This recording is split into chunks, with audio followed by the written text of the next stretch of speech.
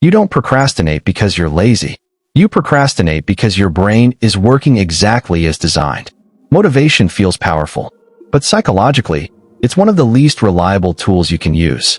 And 2,000 years ago, the Stoics already knew this. Today, I'll show you one Stoic principle that silently destroys procrastination, and why modern neuroscience now proves it works better than motivation ever could.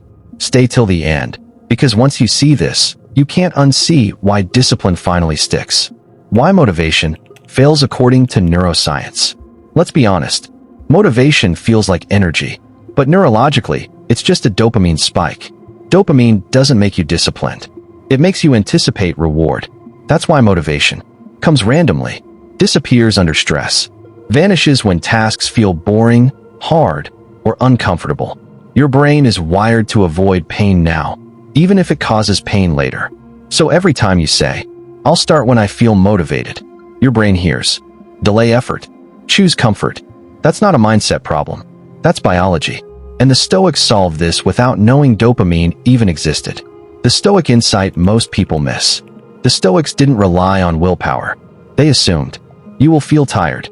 You will feel resistant. You will not feel like doing the work. So instead of asking, "How do I feel today?" they asked, "What does the action require, regardless of how I feel?" This leads to the most powerful Stoic principle, the one that collapses procrastination, premeditatio malorum, or negative visualization. But not in the way Instagram explains it. What premeditatio malorum actually means. Most people imagine success to feel motivated. Stoics did the opposite. They mentally rehearsed failure, resistance, discomfort, and boredom before starting. Not to scare themselves, but to remove surprise. Here's the psychology. Procrastination thrives on unexpected discomfort. When pain feels sudden, your brain panics and escapes. But when discomfort is expected, familiar, pre-accepted, the brain stops negotiating. This is critical. Discipline isn't forcing action. It's removing internal debate. Modern neuroscience confirms this. Neuroscience now shows something powerful. When you mentally simulate difficulty, the brain activates the prefrontal cortex, or the planning center, reduces emotional reactivity, and weakens the fear response from the amygdala. In simple terms, your brain stops asking, "Should I do this?" and switches to, "How do I do this?" That's the difference between motivation, which is emotional, and discipline, which is automatic. Stoics weren't building hype. They were building predictability. And predictability is what habits feed on. How this kills procrastination in real life. Here's how you can apply it practically. Before starting any task, say this mentally. "This will feel boring. I will feel resistance. I will want to stop.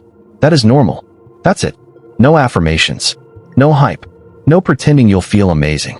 Once the discomfort arrives, your brain doesn't panic, because it already expected it. And when resistance doesn't shock you, it loses control over you.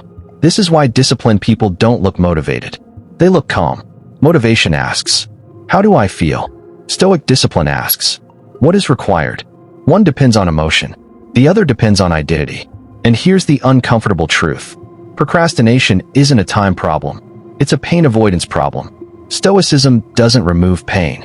It removes your fear of it. If this shifted how you see discipline, you're exactly the kind of mind this channel is for.